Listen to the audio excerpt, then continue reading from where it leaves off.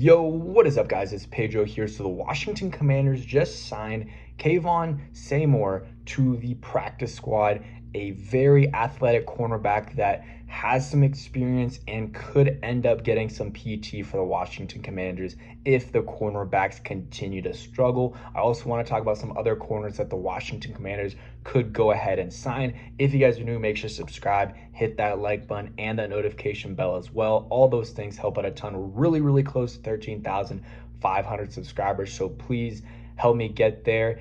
And yeah, let's get right into it. So Kayvon Seymour, hopefully I'm pronouncing the last name right, is a veteran, 6 foot, 188 pounds, from Pasadena, California. He's 30 years old, so he's been in the league for a while. Was a 6th round draft pick in 2016.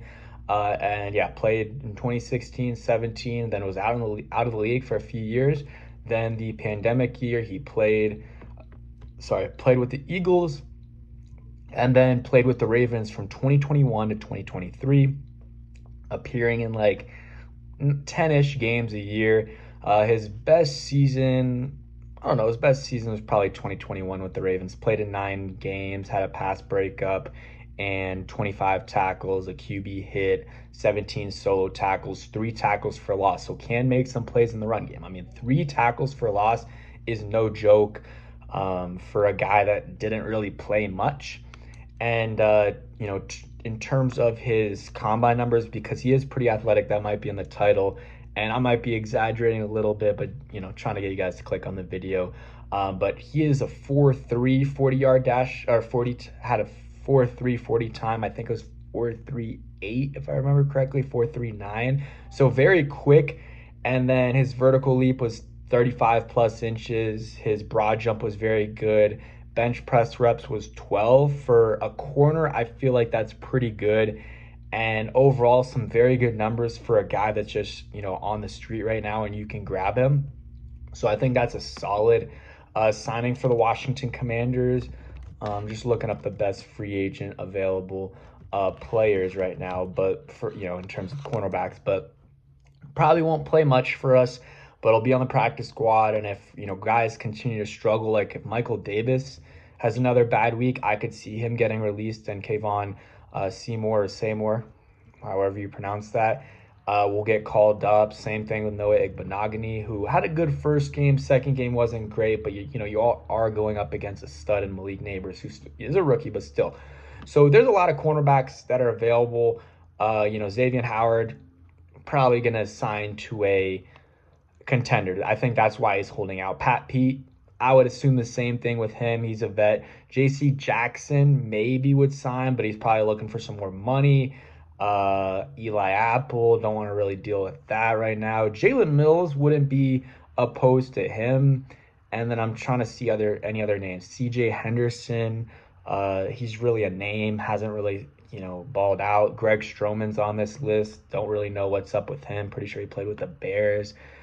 So I don't know. Out of those names, I mean, obviously I would like Patrick Peterson. I would like Xavier Howard, but those guys are vets and they want to win. And that's the main reason why they're not signed right now, is because they're waiting for a contender. But besides those guys, I mean, Jalen Mills intrigues me a little bit. I mean, I wouldn't hate Eli Apple, but I wouldn't be ecstatic about it. And C.J. Henderson, would be an okay signing. The cornerback room is bad though.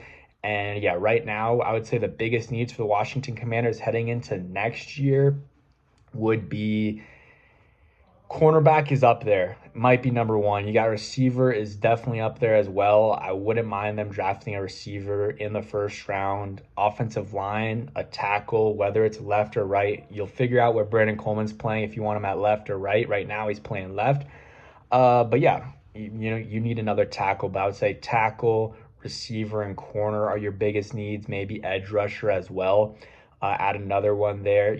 Add an elite guy there, because you have some solid players. Also, made the video early, took it down. There was some, issues. I didn't love it. But I was talking about NFC East updates and how the Commanders technically are first place in the division right now. And it's so early, but it is good to see them in first place. The Eagles lost yesterday. It was a really bad loss for them. They had the game won, and they really just choked it away. They choked it away, and shout out Kirk Cousins, played well enough in prime time for them to get that dub against the Eagles. And Commanders will be playing the Bengals week 3, Monday Night Football, I believe, at Cincinnati. So it's going to be a tough game. I know the Bengals are 0-2, but they're still a solid team. And if there's any game for the Bengals to get right, it's especially offensively, it's this game. And Joe Burrow's going to have a game. Let's just say that. If you have any Bengals on your fantasy team, I'll go ahead and start them against the Washington Commanders. But besides that, not a ton of news. Not a ton of news.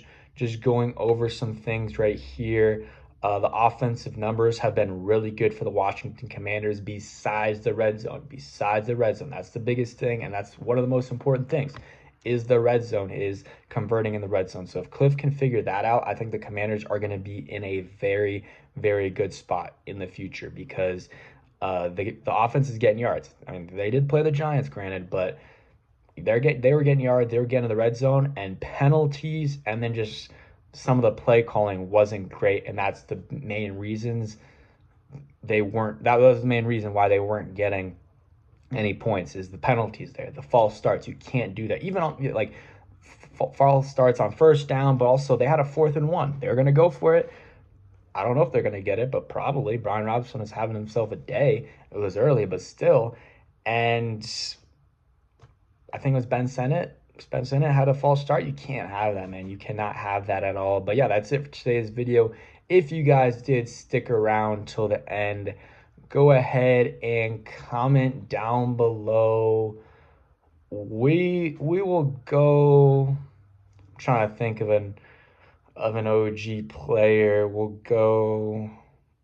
I don't know. I'm trying to think. You guys comment down below some guys to comment down below. I'm just gonna think about the first guy that comes to mind.